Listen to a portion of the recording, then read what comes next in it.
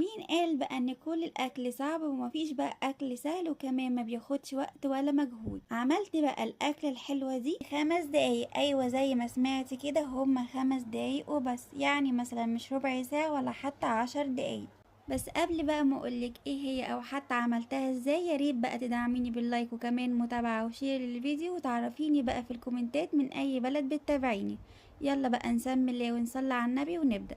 جبت بقى ربع كيلو من السجق، حطيتهم بقى 5 دقايق في مية مغلية علشان بقى لو في اي جراثيم تنزل في المية، وكمان لو في اي دهون زيادة تنزل. وبعد كده بقى صفيتهم كويس جدا من المية، وجبت بقى الطاسة بتاعتي، حطيت بقى فيها معلقتين زيت كبار، وحطيت بقى فيهم السجق بتاعي وشوحتهم بقى كويس جدا، وكمان اديتهم رشة من الملح والفلفل الاسود لحد بقى ما اتحمروا معايا وبقوا بالشكل ده. وكمان حمرت جنبهم شوية بطاطس. بذمتكم بقى في اكل اسهل من كده؟